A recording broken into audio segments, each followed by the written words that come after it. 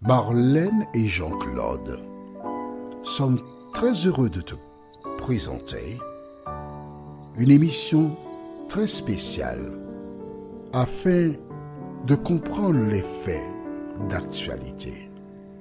Merci pour ta fidélité. Merci d'être fidèle à la parole de l'Éternel. Aujourd'hui, notre thème est la séparation. Rappelle-toi, notre thème principal est le temps de détresse et le millénium, mais aujourd'hui nous voyons la séparation. Nous avons une seule référence biblique. Elle se trouve au livre de Romains, chapitre 8, les versets 35 à 39. Romains, chapitre 8, les versets 35 à 39. Avant d'aborder le thème, recherchons le Saint-Esprit qui seul nous conduit dans toute la vérité. Prions. Éternel notre Dieu, notre Père, nous revenons vers toi. Merci pour le bonheur de te connaître. Merci d'avoir laissé à notre disposition la Bible qui nous permet de comprendre ce qui se passe, mais surtout qui nous prépare pour le grand jour où tu paraîtras dans le ciel. Cet esprit, de nous aider à grandir en toi une fois de plus, nous t'en prions. Au nom de Jésus et pour ta gloire éternelle. Amen. J'aime la Bible. Voilà pourquoi je la lis chaque année. De Genèse à Apocalypse, toujours ainsi. Des personnes lisent la Bible, elles commencent à Matthieu, finissent Apocalypse et après commencent Genèse, mais en fait, je perçois la lecture de la Bible comme la construction d'une maison. On ne peut pas construire une maison sans faire la fondation.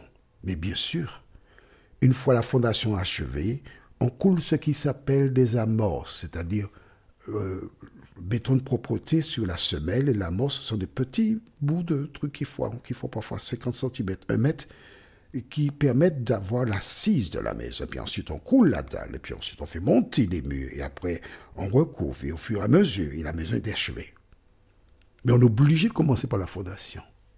Comment peux-tu lire la Bible, commencer par Matthieu, si tu ne connais pas Genèse? Mais c'est Genèse qui t'explique pourquoi le monde est venu, comment Dieu a fait le monde, les conséquences des choix, etc. Bon, ça c'est une petite parenthèse, d'accord? Aujourd'hui, nous voyons la séparation. Très difficile. J'aime beaucoup les musées. Ah oui, j'aime les musées. Et j'ai été au Petit Palais à Paris.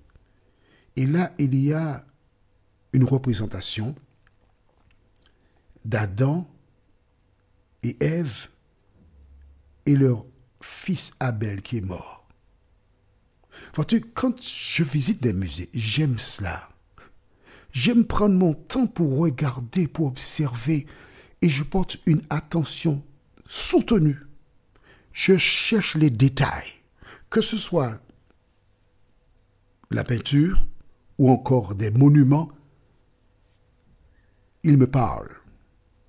Et celui qui a fait cette représentation, quand on regarde Ève là-dessus, la première fois qu'elle est séparée, qu'elle découvre la mort, elle voit son fils Abel mort dans ses bras, le visage d'Adam n'est pas aussi ravagé que le sien. Parce que lorsqu'elle regarde son fils dans ses bras-là, j'imagine toutes les pensées, c'est à cause de moi, parce que j'ai mangé le fruit, mon fils est maintenant mort, je ne le verrai plus.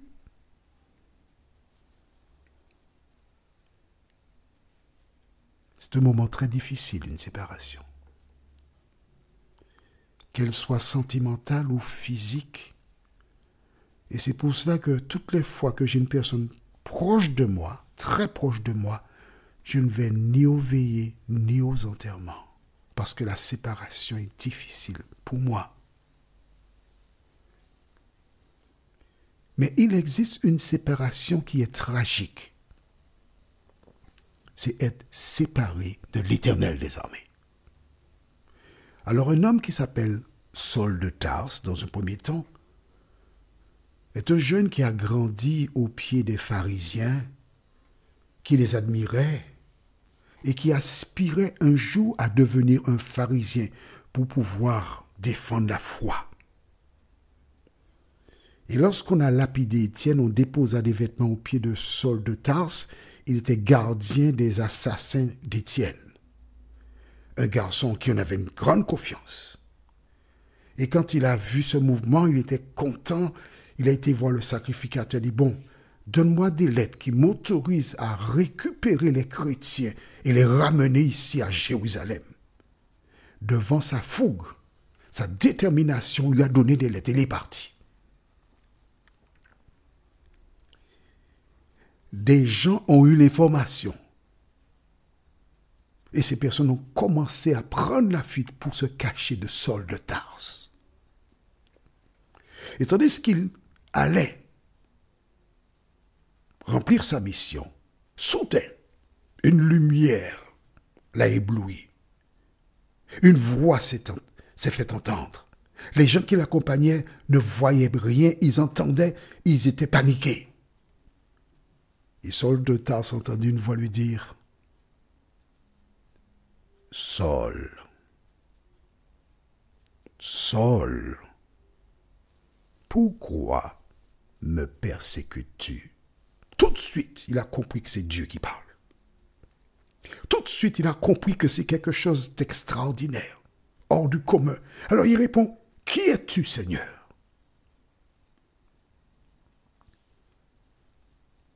C'est la seule question à poser.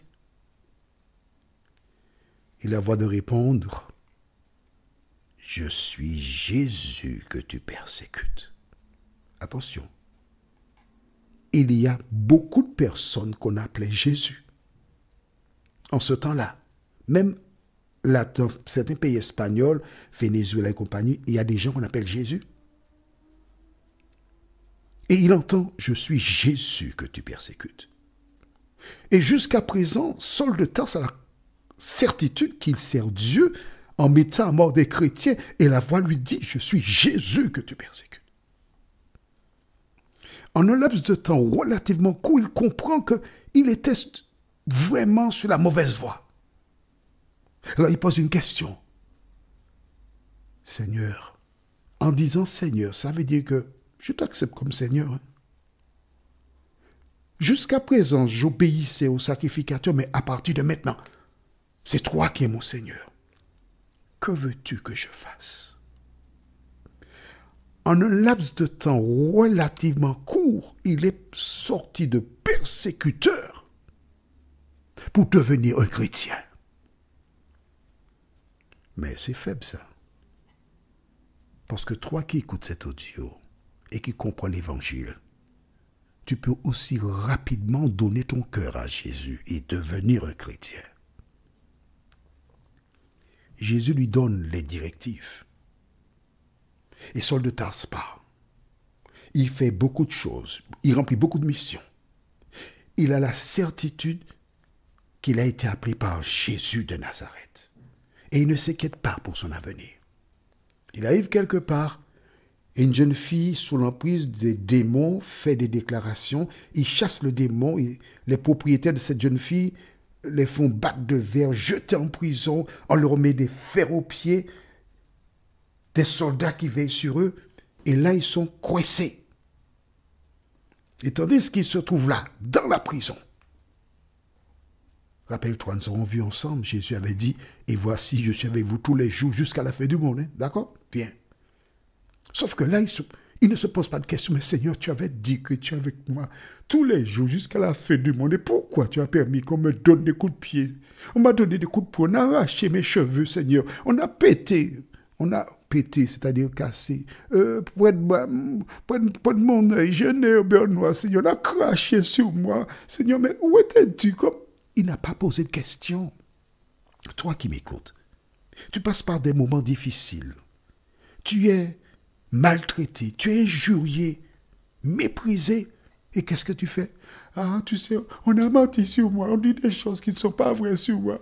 Je n'ai rien fait à la personne, puis on ment sur moi. Attends, tu fais quoi là? Et tu te dis chrétienne? Tu te dis chrétien? Mais attends, tu es sûr que c'est chrétienne, tu voulais dire chrétien ou chrétien? C'est lequel des deux? Dis-moi en fait. Lorsque tu es un enfant de Dieu, tu es appelé à souffrir.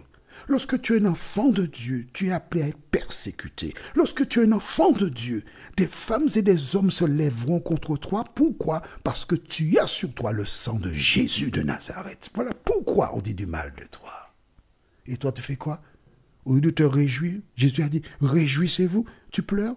Alors, il est temps que tu deviennes adulte. Que fait Saul devenu Paul et Silas? Ils sont en train de chanter. Ils sont en train de prier. Et les prisonniers ont besoin de dormir. Hein? Certainement, ils commencent à vociférer. Mais ils chantent et ils prient. Ils chantent et ils prient.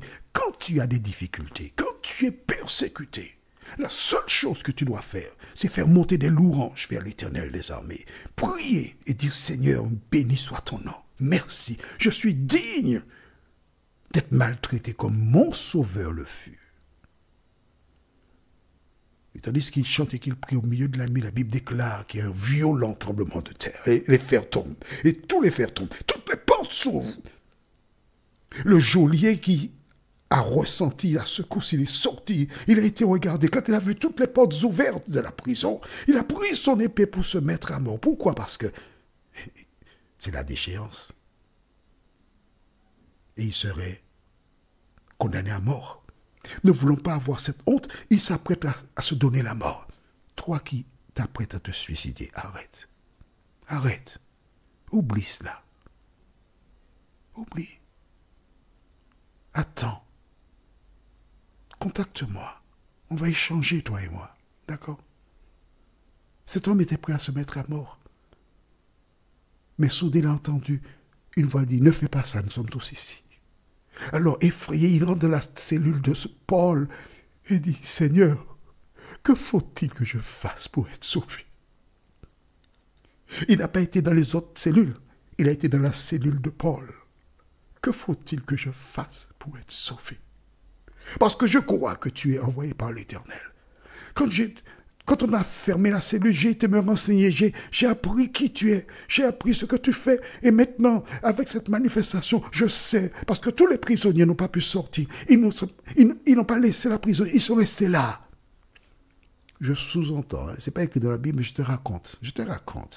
Écoute, les anges de Dieu se trouvaient à chaque porte des cellules et les prisonniers ne pouvaient pas sortir, parce que Dieu ne vient pas pour délivrer des bandits. Ils ne pouvaient pas sortir parce qu'ils étaient tétanisés devant la puissance de l'Éternel. Ils étaient là en train d'attendre. Et Paul dit aujourd'hui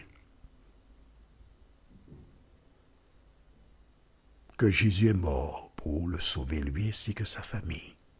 Et cette nuit-là, toute sa famille s'est donnée à Jésus. Ils furent tous baptisés. Quelle que soit l'épreuve que tu rencontres, cesse de pleurer. Parce que tu ne connais pas le plan de Dieu. Alors plus tard, que déclare Paul? Et nous lisons dans le livre de Romains, chapitre 8. Après avoir vécu beaucoup d'expériences avec l'Éternel, il a fait la déclaration que nous lisons maintenant dans Romains 8, versets 35 à 39. Qui nous séparera de l'amour de Christ?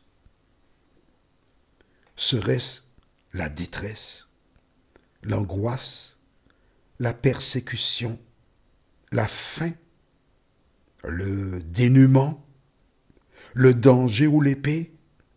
De fait, il est écrit, c'est à cause de toi qu'on nous met à mort à longueur de journée, qu'on nous considère comme des brebis destinées à la boucherie.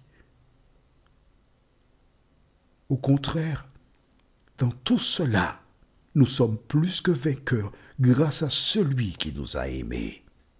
En effet, j'ai l'assurance que ni la mort, ni la vie, ni les anges, ni les dominations, ni le présent, ni l'avenir, ni les puissances, ni la hauteur, ni la profondeur, ni aucune autre créature ne pourra nous séparer de l'amour de Dieu manifesté en Jésus-Christ, notre Seigneur. J'ai l'assurance de mon salut. Amen.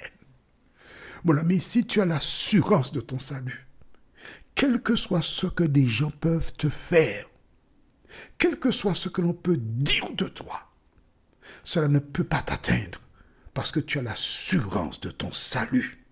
Alors si jusqu'à présent, tu avais l'habitude de te plaindre, aller dire aux gens, on a dit ça sur moi, on m'a fait ci. Non, arrête. Toutes les fois que tu es victime de méchanceté, tourne tes regards vers l'Éternel désormais. Appuie ta foi sur lui et chante « J'ai l'assurance de mon salut ». Et c'est parce que j'ai l'assurance de mon salut que je traverse des moments difficiles. C'est parce que j'ai l'assurance de mon salut que je suis l'objet d'attaque de l'ennemi. C'est parce que mon nom est gravé sur les paumes des mains de Jésus de Nazareth et personne ne pourra jamais enlever ma main de la main de mon Sauveur. Prions, notre Seigneur et notre Dieu. Merci pour l'assurance. Merci pour ta présence. Merci pour ton amour. Merci pour les épreuves que je rencontre. Et chaque personne doit pouvoir dire, oui Seigneur, merci pour les épreuves que je rencontre.